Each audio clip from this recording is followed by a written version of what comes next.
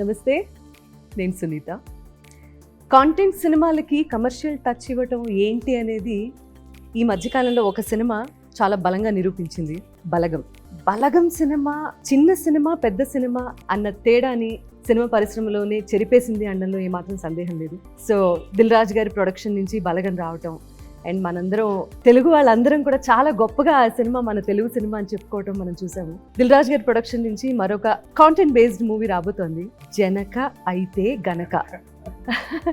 దిల్ రాజు గారు and team రెడీగా ఉన్నారు ఇక్కడ.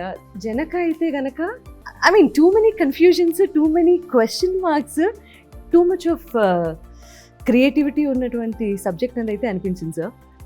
బేసిక్గా టైటిల్ చాలా స్ట్రాంగ్గా నమ్మింది డైరెక్టర్ సందీపే. మాకు చాలా కన్ఫ్యూజ్ ఉండేది, నాకు రీచ్ అవ్వట్లేదు సందీప్ టైటిల్ అంటే. ఎప్పటికప్పుడు తన ఇంకా అదర్ టైటిల్ చెప్పినా ఫైనల్గా దీనికే రీచ్ అయ్యాం. సో తండ్రి అయితే గనక సింపుల్ గా చెప్పింది, తండ్రి అయితే గనక.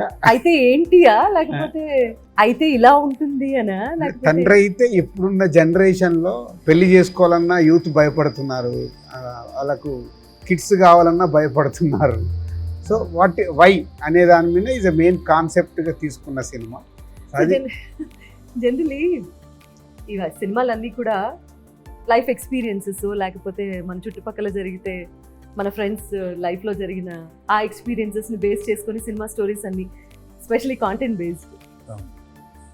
పొరపాటున మీ చుట్టుపక్కల ఏమైనా జరిగిన స్టోరీ ఇది? మూమెంట్స్ చాలా జరిగాయండి నా లైఫ్లో, జరిగాయి, అందరిలో జరుగుతాయి ఫర్ షూర్. వాటిలన్నింటినీ క్యూములేట్ చేసి ఒక కథగా చేస్తాను. కోర్ట్ పోర్షన్ అయితే జరగలేదు, కానీ మిగతా మూమెంట్స్, ఎమోషన్స్ అని ప్రతి ఇంటి ఎమోషన్ అండి, ప్రతి ఇంట్లో జరుగుతుంది. అంటే పిల్లల టాపిక్ లేని ఇల్లు ఉండదు కదా, పెళ్లి టాపిక్ లేని ఇల్లు ఉండదు కదా. సో దాని గురించి కట్ చేశాను. అసలు what a hero you are. అసలు ద వే మీ జర్నీ స్టార్ట్ అవటం దగ్గర నుంచి, the way you started off ఇండస్ట్రీలో ఈరోజు you are an inspiration. You are an inspiration అండి. Thank you ma'am. మీ లైఫ్లో జరిగిన ఇన్సిడెంట్స్కి ఈ సినిమా టైటిల్కి ఏమైనా సంబంధం ఉందా?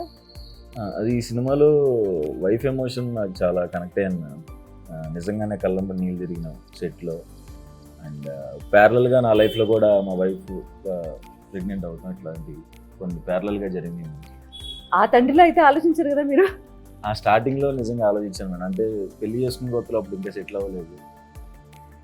అయితే మీ రియల్ స్టోరీ ఇది పొరపాటున? ఆయన రాసుకున్నారు, మిస్టేక్ నాకు కనెక్ట్ అయింది, బై మిస్టేక్. అండ్ మా ఫాదర్ ఎమోషన్ కూడా నాకు, గోపరాజు రమణ సార్ ఎమోషన్ నాకు నిజంగా అలా జరిగింది. ఓకే. సో బాగా కనెక్ట్ అయ్యాను, చాలా చాలా ఎంజాయ్ చేస్తూ చేశాను. ఎక్కువ ఫన్ ఉంటుంది, మధ్య మధ్యలో ఎమోషనల్ పార్ట్స్ ఏవైతే ఉంటాయో అవి నేను నిజంగానే చాలా ఎమోషనల్ ఫీల్ అయిపోయి చేశాను, ఫాదర్తో అండ్ వైఫ్తో ముఖ్యంగా. యువర్ వైఫ్ ఈజ్ బెస్ట్ అనే పాట కూడా సూపర్ ట్రెండింగ్ సాంగ్ అయిపోయింది కదా. How do you feel about the song and the entire journey? So happy అండి, ఎందుకంటే as a beginner గా like being a part of Dil Raju production, being a part of a good team, I'm feeling so happy and proud to be.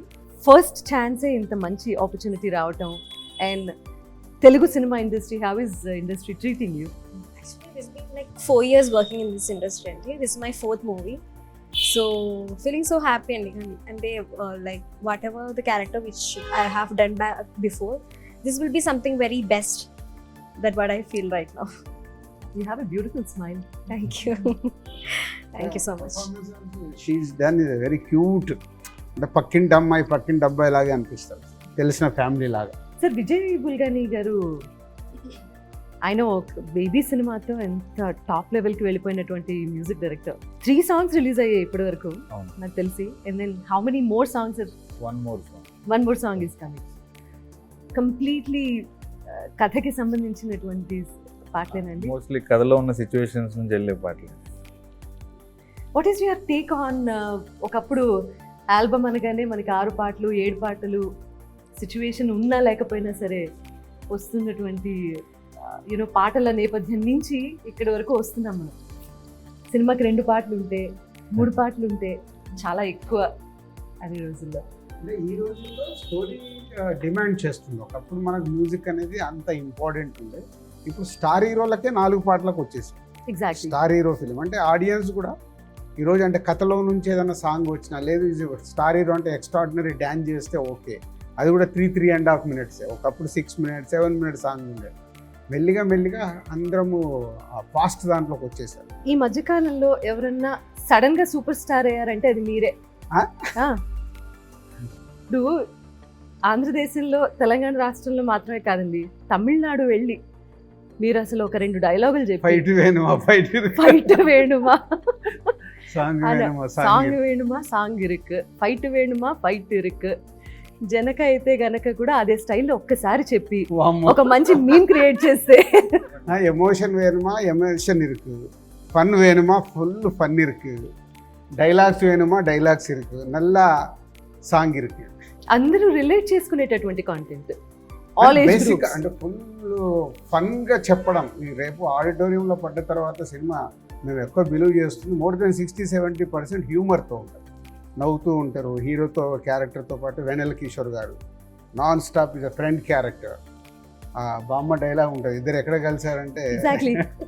ఆ age difference గురించి ఎందుకు మాట్లాడాల్సి వచ్చింది sir? ఈ senior, okay ఈయనకంటే ఆయన పెద్దాడు. Okay. బామ్మ అడుగుతుంది, అసలు మీ ఇద్దరికి ఫ్రెండ్షిప్ ఏంట్రా అంటే అక్కడ మంచి డైలాగ్. సో అట్లా ఫుల్ హ్యూమర్ క్యారెక్టర్. వెన్నెల కిషోర్ నవ్విస్తూనే ఉంటాడు థియేటర్లో. అలాగే రాజేంద్ర ప్రసాద్ గారు, మురళీ శర్మ గారు, వాళ్ళు సీనియర్ ఆర్టిస్టులు, ప్రభాస్ సీను. సో ఫుల్ ప్యాక్డ్గా ఉండే full fun film. Every dialogue is okay, ఆ సీన్ కి యాప్ట్ గా ఉంది అండ్ ఎంగేజింగ్ గా ఉంది. Thank you. So what is your experience అండి డైలాగ్స్ రాయడంలోను, స్క్రీన్ ప్లేలోను? చాలా మంది డైరెక్టర్స్తో పనిచేశానండి. అంటే గోస్ట్గా ఉండిపోయాను వెనకాల, పేర్లు గీళ్ళు పడలేదు. ప్రాపర్గా ఫుల్ ఫ్లెజ్డ్గా ఈ సినిమాకి చేశాను అని సలార్ అండి, ప్రశాంత్ నీల్ గారు పనిచేశాను.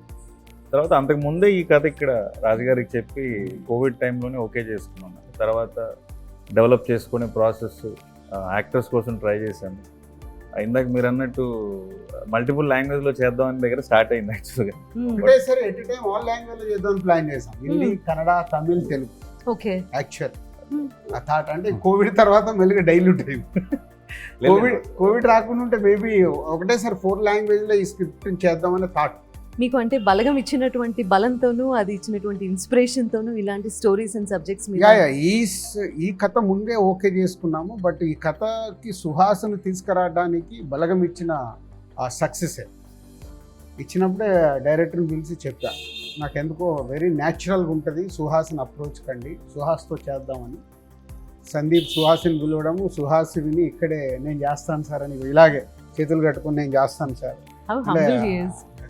స్వాతిముత్యంలో కమలాసన్ గారు లాగా ఉంటాడు, చేతులు కట్టుకొని ఇలా, స్క్రీన్ మీద అలా కాదు. అంటే మనం ఈ సినిమా గురించి డిస్కషన్ కంటే బలగం గురించి ఎవ్రీ టైం టాపిక్ రావడానికి దెర్ ఆర్ మల్టిపుల్ రీజన్స్. అది ఒక కమర్షియల్ మూవీ అన్న టైటిల్ని మార్చేసింది. కమర్షియల్ మూవీ అంటేనే పెద్ద హీరో ఉండాలి, పెద్ద బడ్జెట్ ఉండాలి, అండ్ యూనో అంత బలగా ఉండాలి, స్టార్ కాస్ట్ అన్న మిథ్యలో నుంచి, అన్న అనుమానాలన్నింటినీ తొలగించి కాంటెంటే హీరో అని చెప్పి ప్రూవ్ చేసినటువంటి best films, one of the best films of Telugu film industry Balagam అని చెప్పొచ్చు. అది ఎంతమందిని యాక్టర్స్ అవ్వడానికి ఇన్స్పిరేషన్ ఇచ్చిందంటే, నాకెందుకో ఈ సినిమా కూడా అదే రేంజ్లో యూనో అలాంటి కోవకే చెంది, ఇంకా చాలామంది నటన అది టాలెంట్. మనిషి అంటే హీరో అనగానే ఇలాంటి లక్షణాలు ఉండాలి, ఇలా కనిపించాలి, హెయిర్ స్టైల్ ఇలా ఉండాలి, ఇలా స్టైలిష్గా నడవాలి, ఇటువంటి మిథ్యలన్నింటినీ తీసి పక్కన పెట్టింది. ఓన్లీ నటన, ఎవరికైతే టాలెంట్ ఉంటుందో అది మాత్రమే బయటికి తీసుకొస్తుంది. And the way you are producing films అండి ఇలాంటివి, hats off to user. Hats of.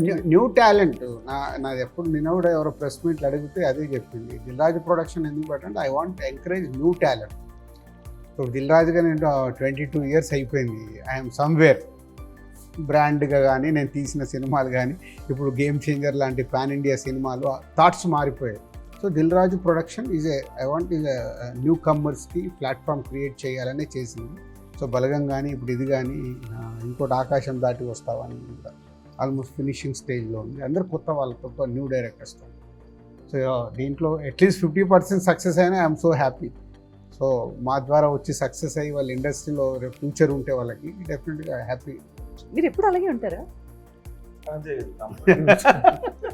తెలియదు ఫ్లోలో అంటే సాతిహృత్యంలో కమల్ హాసన్ గారు అన్న అందుకే.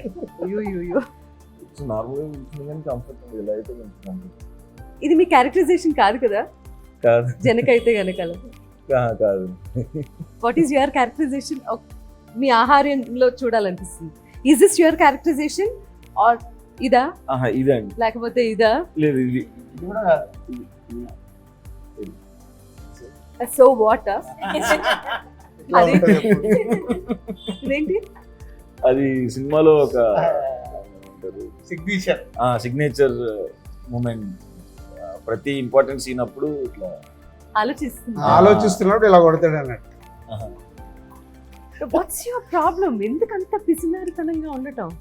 పిసినరితనంగా కాదు మేడం, అంటే ఇప్పుడున్న ఖర్చులకి జనరల్గా ఇప్పుడున్న అందరూ అదే ఆలోచిస్తున్నాం. అంటే ఇప్పుడు ప్లాన్ చేయొచ్చా, ప్లాన్ చేస్తే ఎలా ఉంటుంది, ఎల్కేజీకే సేవింగ్స్ అన్నీ అయిపోతున్నాయి కదా, మనం పోషించగలం లేదా అన్న దాని మీదే. అండ్ ఇంకొకటి ఇప్పుడు జరుగుతున్న కొన్ని ఇన్సిడెంట్స్ గురించి కూడా ఫన్ వేలో చెప్పాను. నవ్వుతూనే చూస్తారు, నవ్వుతూనే బయటికి వెళ్తారు, బట్ మధ్యలో మాత్రం కంటతడి వస్తుంది. ఆబ్వియస్లీ యాక్చువల్గా పిసినారిగా ఉండకూడదు అనుకోవడం ప్రాబ్లం అండి. పిసినారిగా ఉండకూడదు అనుకోవడం వల్ల వచ్చిన ఇష్యూ ఇది. ఎందుకంటే మనం క్యాల్కులేట్ చేసుకునే బతుకుతాం కదా. సో అలా పిసినారిగా నేను ఉండకూడదు, బెస్ట్ ఇవ్వాలి, నేను ఫాదర్ అయితే పిల్లలకి బెస్ట్ ఇవ్వాలి అనుకున్నారు కాబట్టి ఈ కథ పుట్టిందండి. బెస్ట్ సీన్ మీరు ఎంజాయ్ చేసిన వాటిలో? నాకును వైఫ్ క్యారెక్టర్కి మధ్యలో ఒక సీన్ ఉంటుంది సెకండ్ హాఫ్లో.